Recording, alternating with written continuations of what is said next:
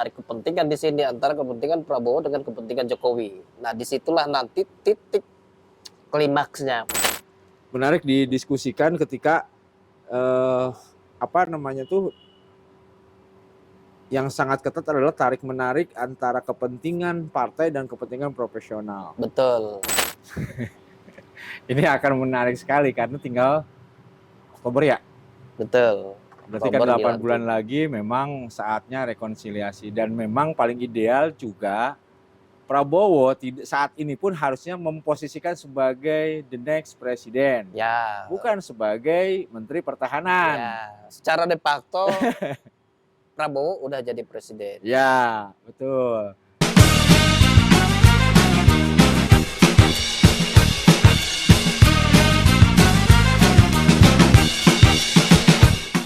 Halo, jumpa lagi bersama saya Fatur Rohman. Dan saya Ridwan. Seperti biasa kita akan ngobrolin yang tidak penting-penting di negara ini, tapi rasanya akan selalu penting kalau kita diskusikan. Itu percaya diri kami semua. Satu hal yang pasti dan menarik dan tentu saja penting, di usai KPU mengumumkan penetapan presiden, calon presiden terpilih, ya, adalah kabinet. Betul. Dan itu akan terus didengungkan siapakah kabinet andalannya Prabowo dan Gibran. Ya. Partai-partai mana sajakah yang akan mendominasi di kabinetnya Prabowo Gibran. Dan yang paling menarik adalah tarik kepentingan di sini antara kepentingan Prabowo dengan kepentingan Jokowi. Nah, disitulah nanti titik klimaksnya. Ya, sebelum sampai hari ini Jokowi dan Prabowo bisa jadi benar-benar sejalan gitu, tapi sejalan karena punya kepentingan yang sama. Tapi ketika kepentingan itu sudah berbeda, maka disitulah letak perpecahan dimulai. Maka pada saat penyusunan kabinet nanti, saya yakin dan percaya itu tidak akan semulus yang dibayangkan. Karena Prabowo punya kepentingan sendiri, Jokowi punya kepentingan sendiri. Jokowi dalam hal ini ya Gibran gitu. Jokowi dalam hal ini Gibran. Mainnya kayak gimana ya? Ya. Cara mainnya? Karena kan orang tahu bahwa Jokowi melalui Gibran tetap ingin berkuasa. Nah, kekuasaan itu hanya bisa dibangun dengan mencengkram punya kekuatan di pemerintahan. Nah, sekarang sudah ada Gibran. Nah, kalau Gibran punya kekuatan, maka pengaruh Jokowi masih akan terus berlanjut. Tapi sebaliknya, kalau kekuatan Gibran di pemerintahan itu lemah, instrumen pendukungnya tidak kuat, ya pasti posisi Gibran akan lemah. Makanya kabinet di sini akan sangat penting bagi Gibran gitu. Siapa pendukung Gibran, siapa pendukung Jokowi, meskipun itu dalam satu kesatuan ya. Nah, saya dapat informasi bahwa sebenarnya sebelum Gibran diusung jadi calon wakil presiden itu sudah ada kesepakatan antara Jokowi dengan Prabowo. Katanya kalau Gibran dan Prabowo terpilih menjadi presiden dan wakil presiden, maka Prabowo yang akan menangani urusan luar negeri, sementara Gibran akan mengurusi segala urusan dalam negeri. Artinya apa? Kalau Gibran yang kemudian mengurusi urusan dalam negeri, maka semua semua kabinet-kabinet yang berurusan dengan urusan dalam negeri itu akan dibawa kendali Gibran. Tapi ini informasi ya, kita belum tahu kebenarannya itu belum terkonfirmasi, tapi ada yang menyampaikan seperti itu. Maka ya sangat wajar kemudian kalau ada, kita lihat gitu video yang viral tempo hari, Jokowi seolah-olah mencuekin Prabowo, Jokowi tidak salami Prabowo. Ya, ada yang mengatakan bahwa sebenarnya itu merupakan bukti bahwa benih-benih perpecahan antara Prabowo dan Gibran itu sudah dimulai, sudah tumbuh gitu. Apakah mungkin nggak sih Gibran akan menjadi anak durhaka? Tidak mungkin lah, tidak mungkin. Kalau yang diposisikan sebagai bapaknya adalah Jokowi, maka Gibran tidak akan durhaka gitu. Tapi kalau Gibran memposisikan Prabowo sebagai bapak, nah bisa jadi dia akan berkhianat di situ dalam tanda petik ya. Ya kan presiden itu kan bapak banyak orang gitu ya, banyak seluruh masyarakat Indonesia. Maka ketika Prabowo menjadi presiden, dia tidak hanya bapak dari anak-anaknya, tapi juga sudah menjadi bapak dari seluruh masyarakat Indonesia, termasuk Gibran yang merupakan bagian dari masyarakat Indonesia. Yang hal lain yang menarik sebenarnya, ada informasi baru lagi bahwa Gerindra ngotot 10 kursi kabinet. 10 kursi. 10 kursi. Ya. Kabinet itu kan cuma 33. Ya. Nah, kalau itu di luar dari yang 4 itu ya, Kapolri, Panglima TNI itu di luar ya. Kalau dengan total itu kan 37 kalau nggak salah. Nah, kalau misalkan dari 33 kursi kabinet ini kemudian 10-nya diambil oleh Gerindra, berarti kan yang partai koalisi Golkar misalnya, kemudian PAN, kemudian Demokrat ya dapat berapa? Nah, informasi terbaru yang saya dengar bahwa Golkar juga pengen 5 kursi. Berarti kan sudah 15 tuh. PAN ngotot 3 kursi. 18. Demokrat hanya diberi 1 kursi, berarti 19. Nah, kalau sudah 19 ini diborong oleh partai koalisi, berarti kan yang tersisa tinggal 12 ya. 12 ini dari proporsional dan mungkin ada dari partai non koalisi yang kemudian ditarik menjadi koalisi. Misalkan Nasdem kemarin yang sudah bertemu langsung dengan Prabowo, apakah ada pembicaraan untuk memperbesar koalisi? Gerindra mengajak Nasdem untuk gabung di koalisi. Nah, kalau misalkan Nasdem gabung ke koalisi, pasti kan dapat jatah kursi menteri juga tuh. Ini menarik itu. Nasdem kemarin pertemuan, tahu-taunya Anies Baswedan adalah menteri pendidikannya Prabowo. Karena kan pertemuannya secara simbolik memang penuh makna bahwa Nasdem adalah partainya berkoalisi dengan siapa tuh? Dengan PKS. Bukan. Gerindra. Dengan Gerindra akhirnya, artinya ya Nasdem tidak mungkin menjadi partai yang beroposisi dengan pemerintah. Susah banget sih ngomong nih. Bener. Dan ya kelihatannya akan seperti itu. Nasdem akan gabung di pemerintahan. Atau juga Nasdem merasa sudah punya keuntungan besar begitu karena posisinya di pemilu 2024 dia menggeser Partai Demokrat, perolehan kursi DPR RI dari Nasdem itu naik, sementara Demokrat turun. Jadi sekarang tertukar posisi itu. Dulu posisinya Demokrat, sekarang posisi itu ditempati sama Nasdem, Demokrat yang terjun. Nah, dari sisi itu Nasdem sudah untung karena mengusung Anies. Bisa jadi karena mengusung Anies maka perolehan kursinya Nasdem itu jadi naik. Nah, ketika sudah naik kursinya, sekarang peluang kedua adalah masuk ke pemerintahan. Nah, itulah yang kemudian dibangun oleh Surya Paloh dengan mendekati Prabowo, bagaimana supaya Nasdem diberikan jalan untuk masuk di pemerintahannya. 1 kursi buat Nasdem menurut saya sudah cukup baik gitu menurut saya. Karena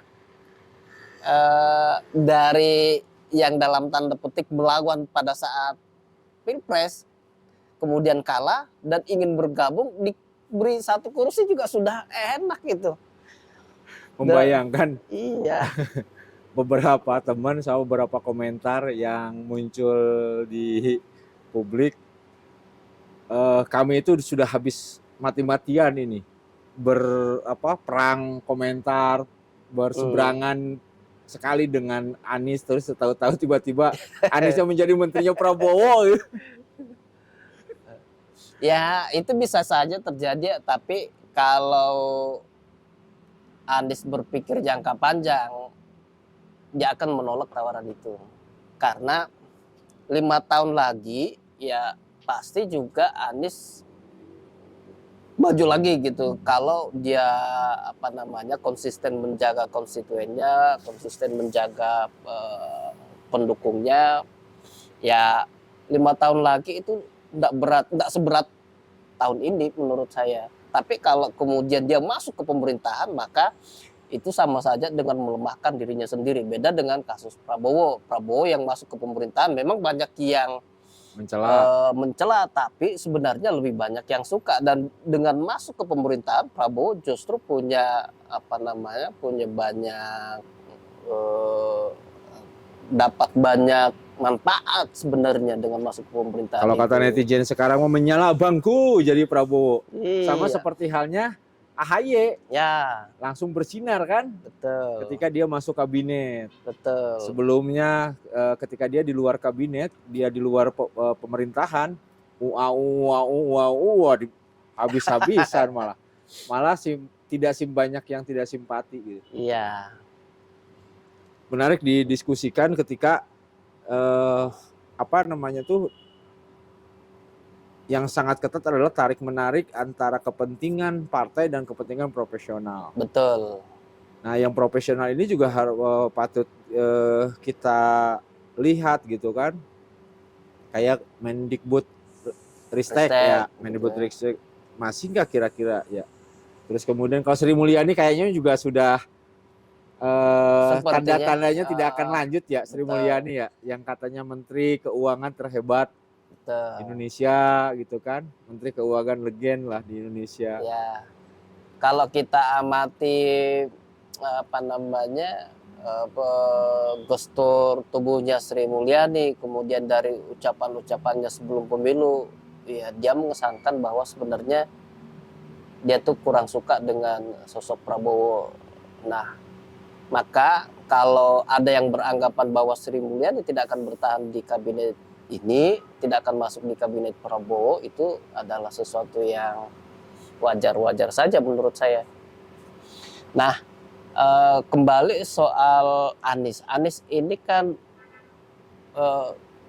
kemungkinan ya menurut saya dia akan menjadi simbol oposisi gitu. Kalau PKS sudah menyatakan oposisi dan tidak masuk ke pemerintahan, maka ya Anies adalah tokoh oposisi meskipun dia tidak masuk dalam pemerintahan, tetapi dia akan menjadi dia akan selalu ada karena pemikiran-pemikiran dan gagasannya tentang sistem pemerintahan dan pemerintahan yang sedang berlangsung akan selalu muncul tiap hari gitu. Karena ya PKS misalkan di parlemennya, maka tokoh luarnya itu adalah Anies sebagai simbol oposisi. Nah, kalau dia memposisikan itu, menurut saya Anies tidak akan tenggelam. Dia akan selalu tiap hari muncul. Jadi selalu akan dibicarakan. Beda dengan apa namanya Demokrat. Demokrat itu kan oposisinya oposisi apa ya? Oposisi setengah-tengah menurut saya. Satu sisi di parlemennya kadang-kadang keras gitu kan menentang kebijakan pemerintah, tapi pada sisi tertentu juga ya sangat mudah untuk mengalah. Makanya kemudian kenapa Demokrat ya tidak secemerlang PKS di pemilu ini, karena ya itu tadi oposisinya setengah-setengah. Jangan-jangan nanti oposisi ketika kepentingannya di situ tidak terakomodirkan begitu, ya bisa jadi seperti itu. Makanya Demokrat terkesan tenggelam, SBY juga terkesan tenggelam. Nah, kalau misalkan Anies bisa mengambil posisi sebagai oposisi di luar parlemen dan tiap hari muncul, maka namanya akan terus berkibar sampai di pemilu 2029.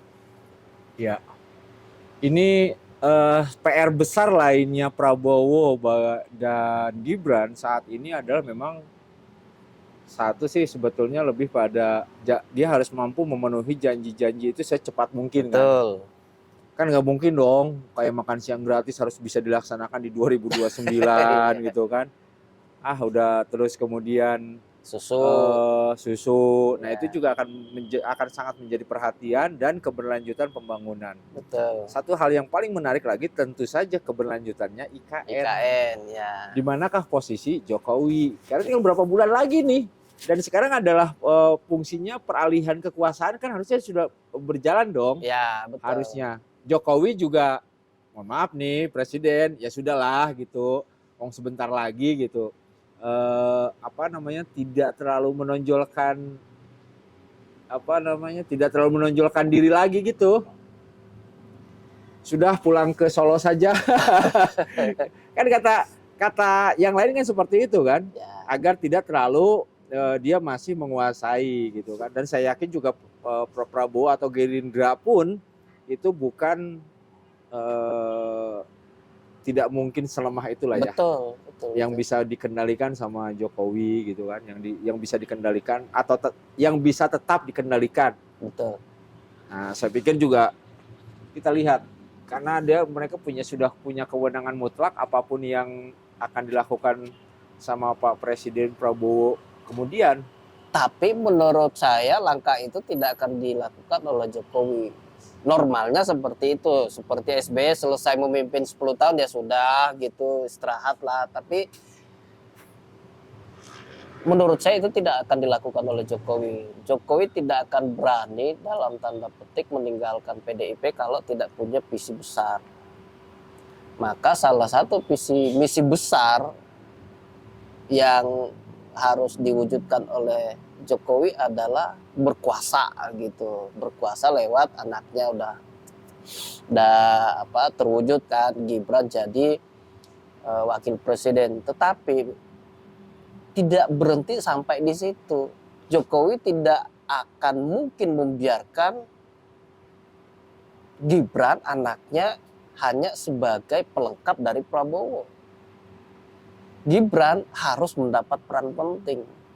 Gibran tidak boleh sama dengan posisi JK maupun Ma'ruf Amin di pemerintahan Jokowi yang perannya terkesan dikebiri gitu. Semuanya berpusat ke Jokowi. Jokowi tidak akan mungkin mau seperti itu, tetapi ya saya sudah pernah bilang ya, kalau kemudian Gibran dalam tanda petik dikebiri perannya di pemerintahan ini, maka itu adalah karma politik dari Jokowi yang sebelumnya gitu. Ini akan menarik sekali karena tinggal Oktober ya. Betul. Berarti kan 8 bulan lagi memang saatnya rekonsiliasi dan memang paling ideal juga Prabowo saat ini pun harusnya memposisikan sebagai the next presiden. Ya. Bukan sebagai Menteri Pertahanan. Ya. Secara de facto Prabowo udah jadi presiden. Ya, betul. Nah, artinya sikap, tutur kata, langkah-langkah itu harus sudah menjadi presiden dong. Udahlah kan nggak bisa diingkari lagi gitu. Sudah tidak boleh Prabowo berpura-pura lagi menjadi anak buahnya Jokowi gitu. Tapi kalau saya lihat sih satu sisi memang dia masih sangat sopan gitu ya. Tapi pada sisi yang lain sudah melakukan langkah-langkah strategis. Misalnya melakukan pertemuan dengan Surya Paloh itu kan langkah politik sebenarnya. Ya, dia itu untuk masa depan Gerindra gitu. Jadi ya benar Prabowo tidak akan tinggal diam. Kalaupun dia bukan berarti tidak bergerak. Karena Prabowo dan Gerindra akan mengamankan diri sampai dilantik menjadi presiden. Kalau sudah jadi presiden kan ya sudah, kekuasaan sudah di tangan.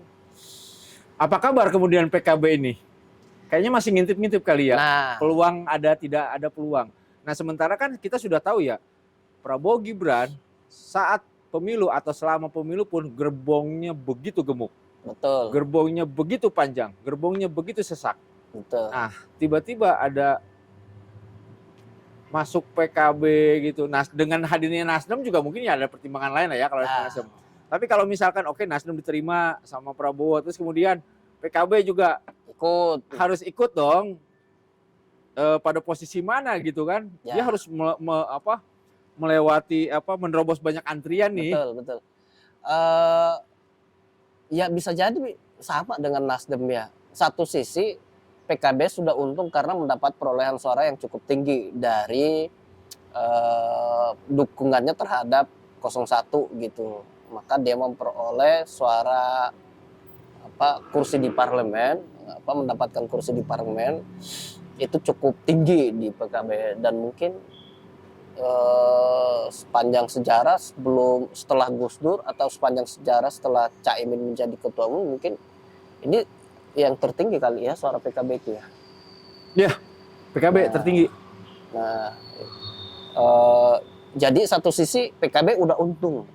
Nah, sisi yang lain tentu Cak Imin akan berusaha untuk mempertahankan pengaruhnya di PKB, karena kan caranya gimana? Maka dia harus merapat ke pemerintahan tanpa tanpa dikasih jatah kursi menteri pun, menurut saya Cak Imin perlu untuk merapat ke kekuasaan untuk menjaga posisinya sebagai ketua umum, karena sangat banyak tokoh-tokoh NU, bahkan tokoh-tokoh di luar NU yang juga pengen jadi ketua umum PKB begitu.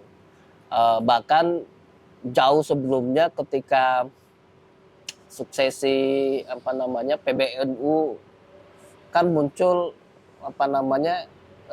kubu-kubuan tuh. Di situ ada yang didukung oleh Cak Imin dan ternyata kubu itu kalah di Munas ya, yang PBNU itu. Nah, kemudian muncul informasi bahwa orang-orang dekat NU akan masuk ke PKB untuk melengsarkan Cak Imin. Nah, sudah banyak nama-nama yang disebutkan kayak ya, tapi kita tidak perlu sebutkan nama-nama itu. Nah, tapi yang terbaru adalah Erick Thohir. Nah, kenapa kita sebut Erick Thohir? Karena Erick Thohir ini adalah masih Menteri BUMN kan, yang gagal menjadi calon wakil presidennya Prabowo. Nah, kabarnya Erick Thohir akan masuk ke PKB. Nah, kalau Erick Thohir masuk ke PKB, maka itu menjadi tanda-tanda kiamat bagi Cak Imin gitu. Nah, jadi salah satu cara Cak Imin untuk mempertahankan posisinya sebagai ketua umum ya merapat dulu ke kekuasaan supaya serangan dari luar itu bisa diredam. Tapi apakah mungkin PKB bisa diambil seperti begitu saja? Karena PKB itu kan juga dia kayaknya tidak menganut ini ya, pasar bebas kali ya ketumnya ya. Ya bukan diambil sih, tapi ketua umumnya yang dipatahkan gitu. Misalnya kalau Cak Imin tetap bertahan di situ, mau ngotot-ngototan, dia kasus lama akan dibuka kembali, dia masuk penjara, ya selesai, pucuk pimpinan akan diambil oleh orang luar. Dan itu secara tidak langsung kan, ya sama aja dengan mematahkan PKB. Sama seperti halnya bagaimana menyayat-menyayat atau tersayat-sayatnya P3 ya. Betul. Ketumnya dulu disikat, ya. Surya Dharma Ali, ya. Baru ke bawah-bawahnya. Ketumnya disikat lagi, ketum Romi, ya, dan pada akhirnya tidak masuk PT kan. Perolehan suaranya di pemilu ini hanya 3,8 sekian %. Menurut saya paling tragis memang P3 itu. Partai yang sudah 51 tahun ada di parlemen, pada 2024 ini dia tidak menciptakan sejarah. Ya. Maksudnya itu sejarahnya dia di parlemen itu terkubur. Betul. Nah, tidak ada lagi anggota DPR RI dari P3 yang muncul di Senayan di 2024 sampai 2029 karena P3 tidak lolos PT. Ya tragis lah buat P3. Partai legenda loh. Betul. Yang secara bisa sebetulnya secara kasat mata itu bisa mudah ditebak bahwa P3 itu sedang dicincang-cincang. Iya. Tapi mereka apakah soliditasnya seperti apa gitu? Atau memang karena amunisinya yang tidak kuat? Padahal ada yang lebih disayangkan lagi, nasib P3 ini hancur ketika Sandi ada di sini. Sandi menjadi PLT-nya. Kan lucu ya? Upaya juga apa yang bisa dilakukan Sandi? Mungkin dia bingung sendiri ini. Kenapa partai gue jadi begini gitu? Nah, Bahkan ada yang beranggapan bahwa Sandi di P3 memang sengaja ditempatkan gitu oleh pengaruh penguasa gitu. Ah, tapi Ditempatkan untuk apa? Untuk melemahkan Sandi sendiri untuk atau melemahkan melemahkan P3? P3. Kalau gue lihat untuk melemahkan Sandi kali. Ya bisa jadi, tapi maksudnya penguasa itu menempatkan Sandi di situ untuk melemahkan P3, itu yang berkembang di luar. Ciri-cirinya apa? Ya Kira-kira? kalau benar misi itu berarti kan terbukti P3 jadi lemah tidak masuk PT. Nah pertanyaan berikutnya Sandi, kalau kemudian Sandi mendapat peran setelah P3 lemah, Sandi mendapat misalkan menteri atau jabatan strategis gitu, ya bisa jadi pemikiran bahwa Sandi disengaja ditempatkan di situ untuk melemahkan P3 itu benar. Bisa jadi itu benar. Maksudnya asumsi itu benar ketika setelah pemilu Sandi tetap dapat jabatan strategis gitu. Masuk ke jadi menteri misalkan atau apa. Tapi kalau setelah pemilu ini Sandi tidak mendapatkan apa-apa, justru terpuruk bersama P3, maka asumsi tadi itu sudah jelas tidak benar. Jadi kita lihat saja nih, Sandi setelah pemilu ini, apakah dia tenggelam atau biasa-biasa saja atau justru berkibar. Nah kalau dia berkibar itu patut dipertanyakan. Kita akan terus mengikuti perkembangan kabinetnya Prabowo dan Gibran ini sampai sejauh apa manuver-manuver juga yang dilakukan. Memang agak bukan mencemaskan, agak mencengangkan sekali sih ketika misalkan Nasdem nih yang terus sangat berkuasa sekali saat ini berkuasa, tetapi di legislatifnya tidak berkuasa karena di sana ada PDIP, ada Golkar, ya kan, sehingga butuh upaya-upaya lain. Betul. Apakah mungkin juga langkah-langkah Prabowo yang sowan ke sana sini itu maksudnya partai-partai yang sebelumnya bermusuhan dengan dia. Nah sekarang dia disowanin, apakah itu tuh bagian mengimbangi? Jangan-jangan atau jangan sampai Prabowo juga melakukan manuver ketika saat di legislatif gitu. Ya. Sehingga dia butuh pegangan-pegangan lain. Yang pasti lebih menarik yang selalu ditunggu-tunggu adalah pastinya sikap PDI Perjuangan sendiri. Bagaimana sikap PDI Perjuangan berikutnya nanti kita korek-korek. Nanti kita cangkulin lagi informasinya di episode berikutnya. Sampai jumpa, selamat berpuasa.